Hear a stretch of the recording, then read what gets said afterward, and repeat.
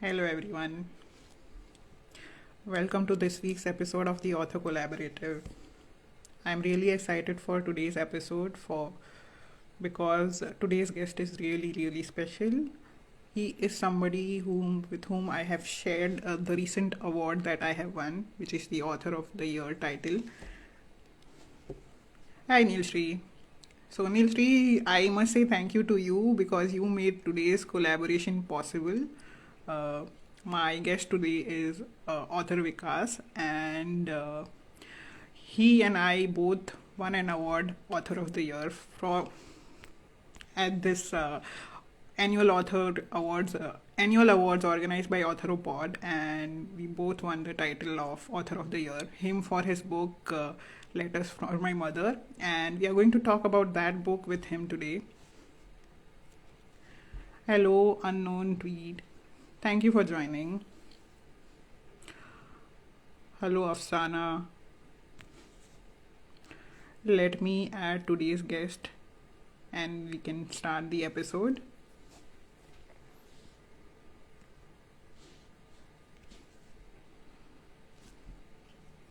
We are going to talk about Vikas's book Letters to My Mother and my book Heartstrings and Harmonies. Okay, Vikas is all. If there's any problem, if you are unable to accept, I will send the request again.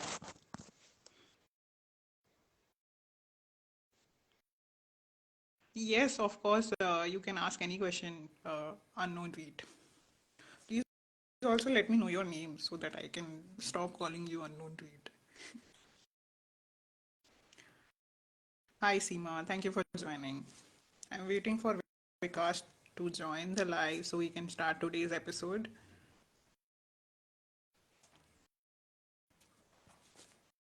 Yes, Vikas, I have sent you a fresh invitation. See if you are able to join. Instagram is as always not allowing us to do this smoothly. Hi, Prem. Yes, whatever question you had for me, please feel free to ask in the comments.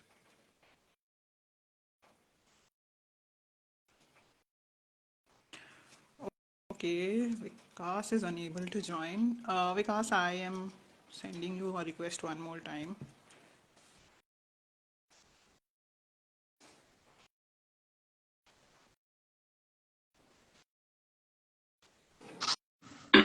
Hey, hi Vikas. Hello, finally. Yes. Firstly, congratulations to you for winning the Author of the Year at Authoropod Annual Awards. Yeah, I mean, I was pretty surprised, and actually, I didn't check this with Nilshri, but let me share you what happened. I hope Nilshri, this is fine. So, you and I got same number of votes towards Okay. the end, and then that's how we got co-win that award. But I think the team, when they checked a couple of hours ago, you were actually one vote ahead of me. Oh, One vote. So I would have lost by one vote. Uh, oh my and God. when the time was finished, I think it was 10 o'clock in the morning the other day, 24 hours. So when the time was finished, I luckily got that one vote. 192. Oh my One, God, I got 192 votes. so I was at 191 and I was losing by one vote, and I asked Nilshi that did you or your team gave me that one extra vote. So then of course she said it's not, and they were not allowed to vote at all. But luckily I got that one vote, and that's why I was able to share this platform with you. Um, Wow. and just a shout out to Nilshi and Arthropod. I've been really excited to be part of that magazine because it's genuine, authentic. It's the best thing which I have, one of the best thing which I have faced, which I have got in my literary journey so far. So Nilshri is saying both of you got the same. So I think both of us got 192. Okay. Uh, Due to some glitch, I think Vikas has been removed from the live. I'm inviting him again. Please stay tuned. Yes, Prem, you had a question for me. Sorry. Yes, something happened. I think Yeah, you pressed the cross button by yeah, mistake. yeah, sorry. I think it was my doing. Yeah. So yes, Nilshri is saying that both of you got the same. Yeah, So does that one person get late bird prize? Somebody is asking. Afsana. Afsana is asking. Whoever was that person who got you that one vote you were lagging behind, does that one person get late bird prize? So Nilshri, you have to answer if I it. would know who that person is, then definitely, because Yeah. that is the lucky savior. But yeah, So we I have don't to know. ask Nilshri and I don't know who that team person is. Autheropod for that. If that one person, if you know who that person is, do consider giving them the late bird prize. Sure, sure, definitely. Okay, I'm so sorry, but Prem is asking me a question, so I'm just going to address Yeah, that. How you as a writer can create such beautiful stories with such great word buildings, and only you but Vikas sir, not only you but Vikas sir as well. How are you able to write such expressions so easily? Would you like to answer that, Vikas, first? yeah, sure. So my general theme of writing is I plot the entire book first. So, for example, if I have to write 72,000 words, which is a word count of my book, I divide it by chapters, I divide it by scenes. So I have the entire plot in mind. Hmm. But then what I do is I let the character decide what they want to do in that space. So like I ask the characters logically, okay, if you are facing this, then what will happen next? For example, if someone is getting beaten up in a street by a gang, then what is the immediate next steps they'll do, Hmm. or he'll do or she'll do? So that is so I ask the characters logically what they want to do, and then that's how I build the characters and stories. Okay. Yeah, that's actually part of my process also. The little bit different I feel would be because I do short form and long form fiction both. I can say that for long form fiction, what I follow is I have a clear conclusion in the mind for the story, and from then on, it's I'm also a very visual writer. I imagine scene by scene in my head, and probably that's why it translates well on paper. And for short fiction, I let the characters take me where they are going. I mean, I am a total pantser when it comes to short stories and short fiction. Okay. So that's how I am able to do it, Prem. I hope we have both answered your question well. Okay, so before I start with my questions and share my experience of reading your book, would you like to tell the audience first about yourself? Yeah, so my name is Vikkas Arun Pareek. I live in London with family. I work, and I that's another question which I want to ask Manali later on. So I work in IT sector, and this is my first traditionally published book. So, Letters to My Mother is my first traditionally published book. There are a few other books which are self-published, which is before this. Um, yeah, I guess that sums it right now. I'm trying to reach to a count of 10,000 sales, which is when you get that golden sticker of national bestseller. So I'm a bit far from that, but that's the goal. Hopefully soon, yes. Yeah. So you were talking about this book, Letters to My Mother. Before I ask my questions to you, let me share my experience of reading the book. I absolutely loved it. It's of course it's an emotional read because most of the book is in the form of letters exchanged between mothers and daughters. Three generations of women are exchanging letters, and most of the story is in those letters. So yes, it is an emotional read, first of all. But the other thing that was very what should I say, very exciting for me as a reader was that how insightful those letters were. Through the journey of those letters, we see the growth in the women, all the three women Yeah. also. So that was another thing that I really liked. Now, moving on to the next bit, I want to read out one of my favorite bits from the book. So, this is from, I don't remember the chapter, but this is where one of the women has just delivered, and I mean, she was expecting and she has just delivered her child, and she's sharing that experience with her mother in a letter. So I'm going to read that part. Dear Ma, and the letter is addressed on 1st September 1957. Ma, when the doctors told me that it was a girl, I couldn't control my tears. I was shocked, disappointed, and angry. You know how much I have longed for a boy. After Kishore, I wanted a boy more than ever. Everyone will now only love Kishore and no one will love Janki. They won't love me either. I cried when I first saw her. Shekhar cried too, but he was smiling. He was happy. I thought he would not love me anymore as I have given him a daughter. But he's happy.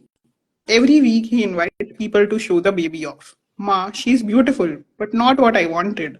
I wanted a boy for myself. I never wanted a girl. Shekhar says now that we don't need another child. We have Janki, but I want a boy. Why did God have to punish me in this way? I sometimes can't even bear to look at her. I leave her crying, I leave her in the sun, and I leave her hungry too. I have faced so much trouble for this child, and now, when the doctor gave her to me for the first time, I cried a lot. I didn't want to hold her. So we already know that it is going to be a very troubled relationship from here on Yeah. because the mother didn't want the child in. So we know the beginning itself is kind of rocky. And from there on, we learn about how the relationship progresses. Of course, it's with a lot of challenges, and that's what makes the book a really good read. So I'll just add one thing here. See, whenever we write something, it's not that we are writing the stories only. Hmm. We are also touching about the social issues which are around us, which we see in news, which we read in Yes. news as well. I mean, you won't believe. Yesterday, I read a news where a grandmother killed a baby girl because she was a girl and the she that boy that kid in the family was not a boy. So it's happening now as well. So whenever we say, okay, the mother was not able to accept the girl child, it's because of the social conditioning as well. She thought that she Hmm. would not get love, she would not get enough support, enough respect in the family, from Hmm. her in-laws, from her husband, and so on. So while we talk about fiction stories in an emotional way, it is also sort of goes that undercurrent of social issues as well. Yeah. Yeah. And I also always say that since we are content creators and we have this ability to reach more than one person through our work, why not use it to spread a message that can make the world a better place? Yeah, so I loved your book as well. Let me Thank you. share you a simple snippet, and it even though it's a very simple dialogue between a teacher and a student, you will see the underlying issues as well, which we talked about.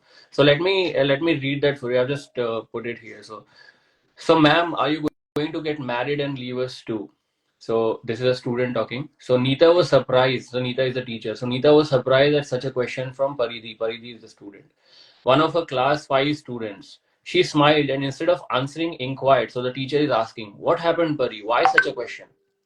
Ma'am, my elder sister got married and left me. See, you see the social dynamics here that the sister got married and she had to leave the Hmm. family and it impacts on the younger sister. I miss her. Why did she leave me? So she's asking the teacher that why she had to leave. Gulping down her chuckle, Nita replied with a straight face in a consoling manner. I'm sorry your sister had to go, but that's the way of the world. See this acceptance about the as is, Pari. Most girls get married and leave their parents' house to live with their new family. So even if we don't like something, we just have to accept as social norms. Will you also leave us when you get married, ma'am? This time it was Anupriya, another student, who interjected with the same question. I am not going anywhere. Anita assured her students, who were all suddenly wearing a similar gloomy expression. So because they all know what will happen. Come on, let's get back to the class now. So I found this really I found it really cute because it's a very simple interaction but also very powerful because then the girls at 5 years old age girls or fifth class age girls, which is about 10 years old, they know how the society will function going forward. Yes. Thank you so much. And now that you have read it out and mentioned, I realize how Despite being so different, we are trying to send out a similar message through our stories. Absolutely, absolutely. It's like that even the fiction stories. So people talk lot about non-fiction, then they can get something out of non-fiction. They'll get that gyan out of non-fiction. But I feel that fiction stories are equally important. Hmm. Even when I watch TV drama, even if I watch any of the books, I take a lot of takeaways which are related to life. Because at the end of the day, we are living in a society. We are writing this. So this song is Khwabon ke Parinde from Zindagi Na Milegi Dobara. Nilsri knows the theme of the book, which is what the essence of the book is. That Yeah, each story in the book is inspired by a song, and the lyrics of the song form a very integral part of that story. That's very why very that. interesting. I found when I read the book, I found it really interesting. Thank you so much. That means a lot. Okay, so based on my experience of the book, I want to learn something from you with based on your experience in writing the book and everything related to writing. So my first question to you is, how does one go about plotting and writing an epistolary book, which is, in short, a book which is majorly written in the form of letters exchanged between the characters. Yeah. So, how does one go about plotting and writing such a story? And what kind of writing techniques did you do? And what kind of research did you undergo for writing this book? So I as a person believe in longer stories, like generational stories, because I feel that whatever impact, whatever life we live is a result of karmas of our previous lives, karmas of our ancestors, and so on. So I mean, as a person, I believe in long form stories, and I wanted to write a generation stories, or like three, four generations, which is undergoing some emotions, some Hmm. journey which they are going through. Because if I would have written it in a sequential manner, then it would be a plain story. It would not be exciting. That's where the letters concept came in. Hmm. So I wanted to write a letters such that when the readers are reading, so as the Mira is also identifying the side of the family. Hmm. So like you have read the book, and similarly the character is also learning about their family. So it's Okay. like it's like multiple threads, multiple Hmm. layers. So whenever I decide to write, for example, if I want to write about a love story, then I so that love story is one angle, then the social background is another angle, then which city they are living is another angle, then the ending. So it's like I create layers in the story. I try to create at least 7 layers in the story. So even though even though it's not in the face, like I'm not talking explicitly about a city, but there will be elements of city around the Hmm. book, so that you'll know that the city is being talked about. But the readers will not know that it's a layered version, but they will see that. For example, in Letters to My Mother, you see that they have like a hook to real events like 71 war, 62 Hmm. war, Hmm. Anand movie which got created, Khalistan rights, and so on. So this is all layered. Like I wanted to plug in historical events in the Hmm. story. So this is one layer. So I always Okay. I always write stories with multiple layers. In terms of research, I think when I wrote this, Google was the most research the tool for. I mean, ChatGPT was not there. Otherwise, it would have made things easier. But I think Google was one thing, and then I draw the plot. So because there are so many characters, and each year they have different age. Hmm. So I write all Right. the characters, all the years, and I wrote them what age it is. And then I ask myself, okay, if the character is 8 years old, what is happening? If the character is Hmm. 10 years old, what is happening? So it's like asking the characters itself during that research, and then building the story like that. Nilsri is saying interesting take. Yeah, it is indeed an interesting take. And what stood out for me in your answer is the part where you said that not only is the reader discovering new things about the other character, but the character themselves are also discovering new Yes. things as the story Yeah. progresses. And I think that forms an essential part of especially this genre of writing, which I am talking about, epistolary. When we are doing letter writing, I think that forms an essential part of this subgenre in fiction. Yeah, because we have to keep mystery, not in a sense of murder mystery, but in a sense of what's happening Yeah, next in their lives mystery. yeah.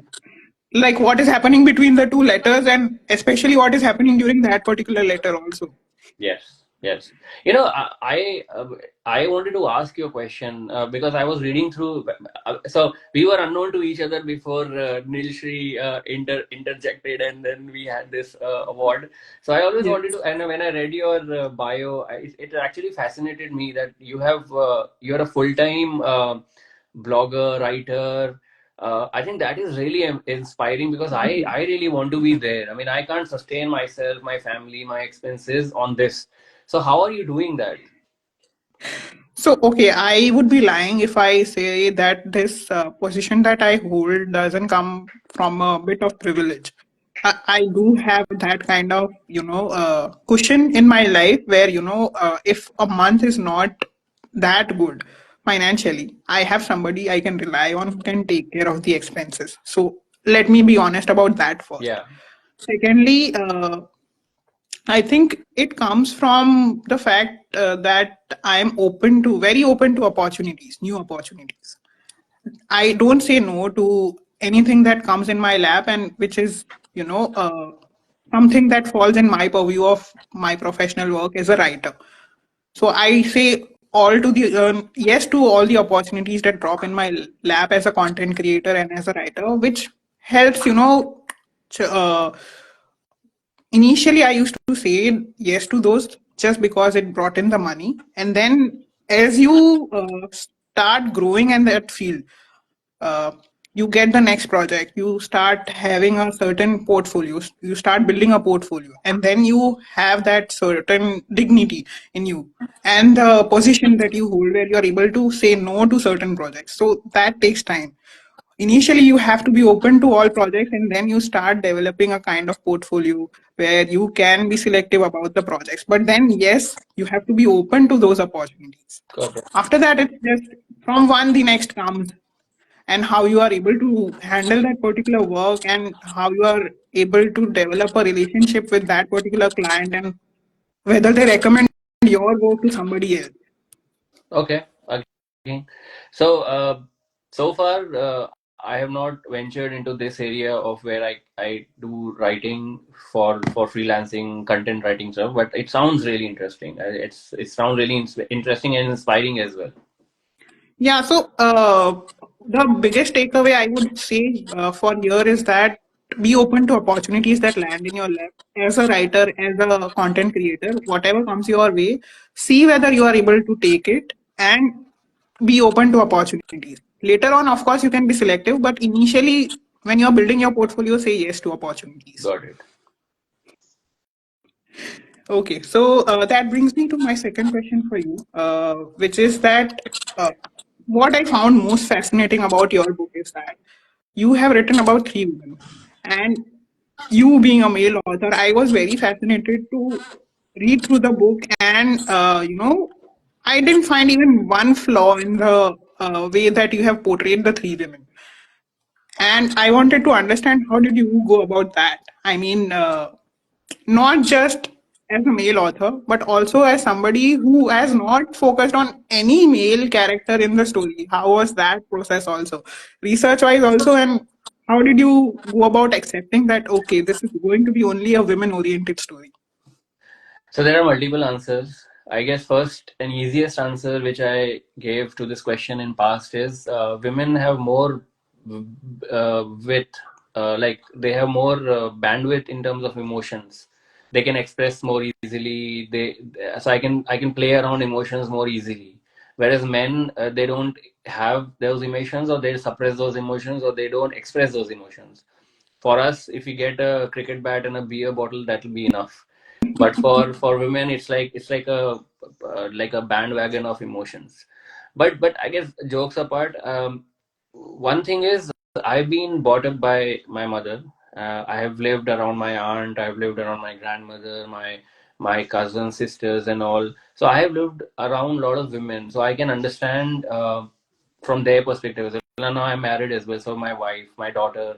So I can understand. I mean, I try to understand. Not always. I'm not always successful, but I try to understand from their perspective as well.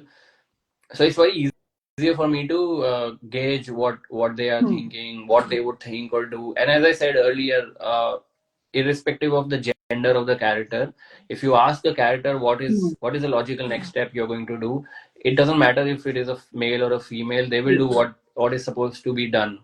So I think these are the combination of reasons, a mix of reasons why I decided to choose female characters in the book.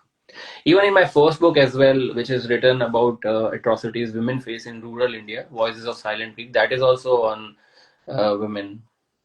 Okay. So that is also a women-oriented story, right? Oh, Correct. very interesting.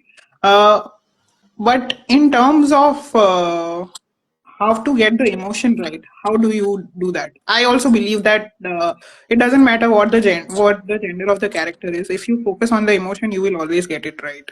So Mostly. emotions are neutral. So love, joy, hate, guilt, they are very neutral gender things. So both the genders can feel the same emotion. Exactly. Yes. So it's just that. I mean, you ask the character where they are headed, what they are feeling, what they want to do, and then you just add those emotions, and it just becomes a story. Okay. Yeah. Oh, okay. Thank you so much for answering that because I have also felt that. I have written two novels, and in both the novels, I have written both the point of views as the male protagonist and the female protagonist. And I also feel like when I focus on the emotion rather than the gender, I generally get it Yeah, right. yeah. No, but I think it's an important point you made there. Um, we have so many books, right? With different genders, male, female, and all that. But so many books. So what do you do so that your book stands out? Okay. So I don't consciously try to make it different, but I do make it a point that there is something that stands out in the story. Like, because I'm sure as an author, you are also aware that now we have more authors than readers. So it's difficult to reach the right audience and, have as much reach as possible for your book.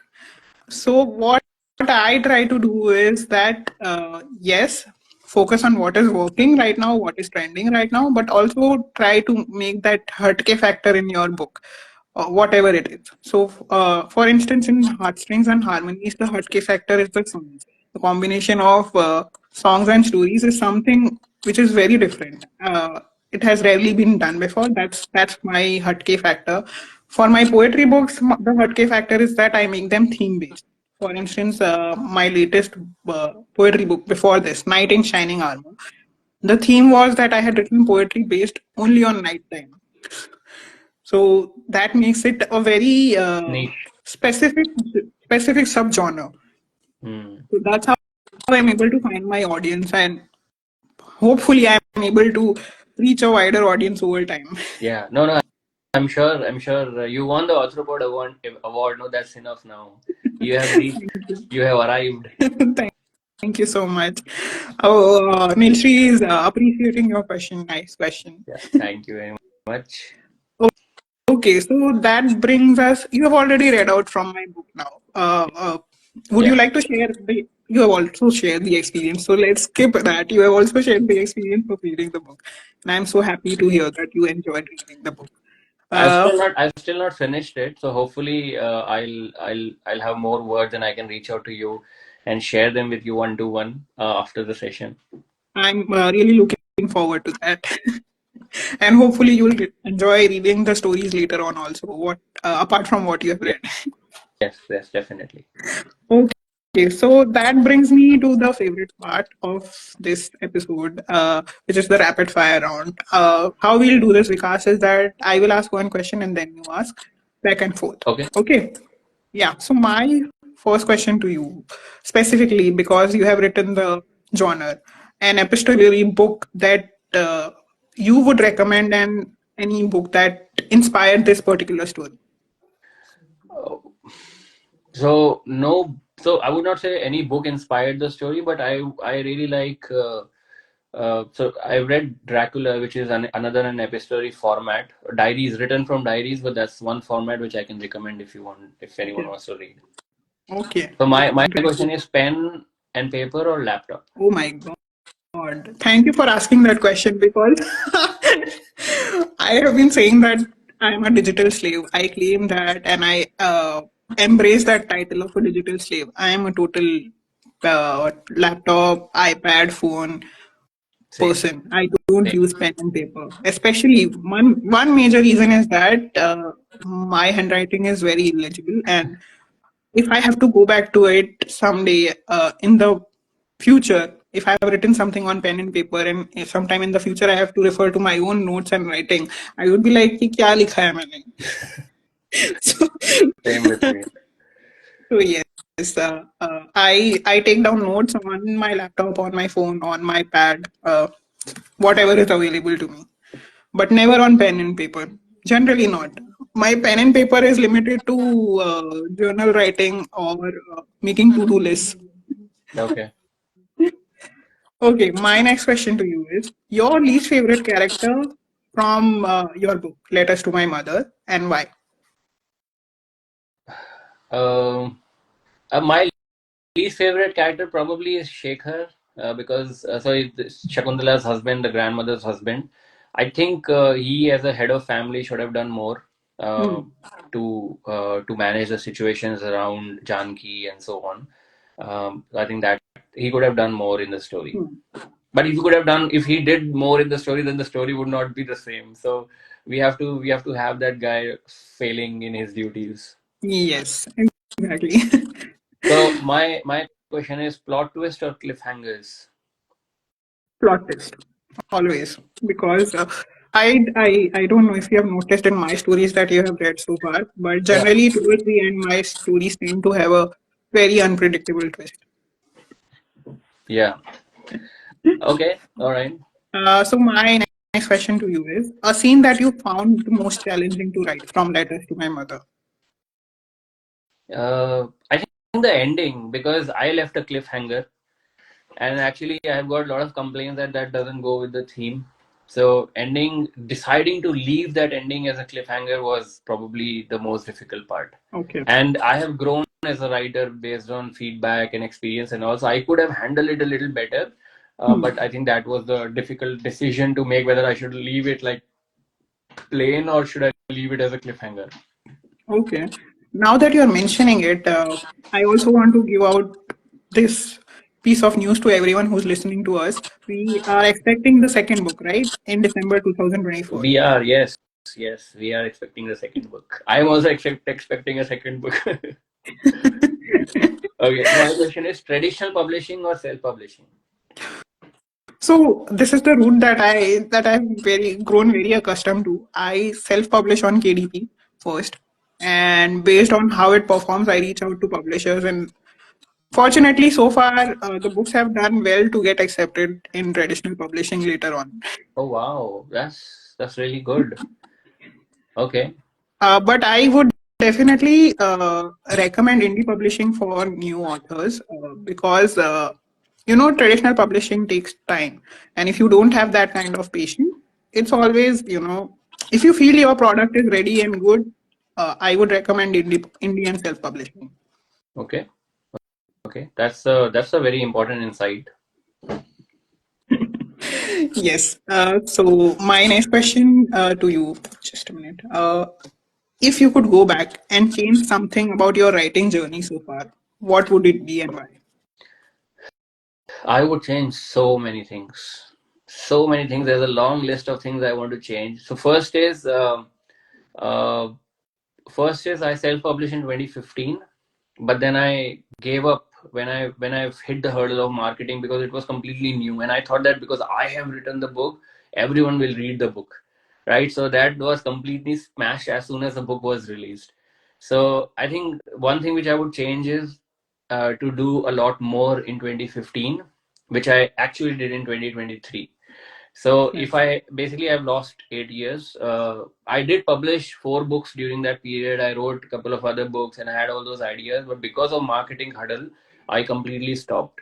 And I think a lot of authors who are in my position, they think that because they have written, the book will do well, but that is not true.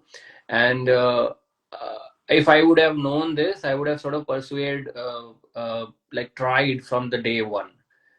Hmm. That that is one thing. Second thing is, when I started marketing in 23 August, once my book was released, I have tried so many things and lost a lot of money. Hmm. If someone gives me 20,000 today and tell me what I know now instead of like 9 months ago, I would be happy to give, because I have wasted a lot of money. So I think another thing is that I would be more careful in where I'm spending and who I'm Yeah. trusting with the money. Yeah. Thank you for sharing that. Not many people are honest about that part. And Yeah. yes, promoting of books is an expensive affair, and one should be very careful where they are putting it. I mean, here in the industry, everyone is a con man. Yeah. Like they are just there. They are just there to take your money. So you have to be really careful, which I burned my hands and understood. I'm glad you learned your lesson though. Yeah. Well, I'm not sure if I have learned, but yeah, I'm aware now because I still do At these least you'll things. be more careful where you're putting your money now. Yeah, yeah, absolutely, absolutely. All right, my question is happy ending or bittersweet conclusions? Oh my God, you have asked the question to the right person, because a lot of my readers have this complaint with me, that I don't always give happy endings, especially in my novels that I've written. I've written two novels, and both the novels do not have the typical, cliched happy endings. They are very different endings. One of them is an open end, and the other one is a little tragic. So, at least with the novels that I have written and the series that they are part of, I have tried to keep them away from cliched happy endings. So, yes, I don't know if in the future I will do happy endings, but this is how it is currently. Okay, I mean, I read this very funny line sometime back. He said, character said, "Why do you give me so much pain and suffering?" Character is asking this to the author. Hmm. Why do you give me so much pain and suffering? The author says, "Okay, wait till Monday." Nice one. Yeah. So even I like to give a lot of suffering and pains to my character. Okay, my last question to you is, authors are dash, fill in the blank with a myth and state whether it's true or false. Hmm.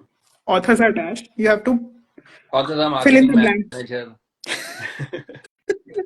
Is it a myth that is true or false? I think uh, it is a reality which is true. Yeah, but it's a work in progress, constant. Yeah. Okay, sometimes the journey is worth too. Yes, Afsana is saying, yes, sir, definitely. That's what I want to provide when I am writing my fiction. So it's not about always giving the cliched happy endings or predictable endings to the characters. Yeah. Okay, let us see if we have any more questions. I think Prem, who had asked us about our stories, he had commented that I also visualize my scenes, but I'm not able to translate those on paper. So, would you like to answer that? So visualize the scenes but not able to translate on the paper. I think he's probably lacking vocabulary and needs some English lessons. Or my biggest suggestion would be that read more, or read while you are writing the story. That really helps. Um, okay. I mean, I don't read because I always feel that it'll influence the writing, and I don't want to get ideas and things like that. So I read less. I mean, I think in last 2 months I have read only 4 books. Normally I read a lot, but I don't read as much as I want to because I think that will influence my writing. So I don't read Hmm. much For anymore. me, when I was writing my second novel, what worked really well for me was that alongside writing my own novel, I was reading books in the same genre, and that really Right. helped me understand. So, of course, firstly, as a reader, I was reading it to enjoy the process of reading because it brings me joy. But I was also trying to understand what the author has done in their story, and inculcate those elements in my own writing. So that really helped. Okay. Afsana is saying hire a ghostwriter. That's a really good thing. And Manali here is a content writer, so you can hire her. I am available as a ghostwriter. Just putting it out. You can always reach out. Uh, Thank you so much. So, because this has been a lot of fun. I really Yeah. enjoyed your answers, and thank you for sharing your insights and your experiences with us. Yeah, thank you so much for inviting me to this collab. It's a new format, a very interesting one, where we each discuss about our book and our author's journey. And again, shout out to Arthropod. Anyone who is watching this, go and look at the magazine. It's really nice. There are articles as well which I have written. So yeah, Yes. it's really good to connect with you as well, Manali, and hopefully we'll stay connected in future as well. You already have a book coming out in December 2024, and I am putting it out there that I am going to invite you again after reading that book. Sure, that's very kind of you. Thank you. And hopefully by then I will also have a new book which we can talk about too. Brilliant, brilliant. All right, So thanks Afsana, Nilshri, everyone joining as well. So Kena. yes, thank you everyone for joining us and keeping the conversation more lively.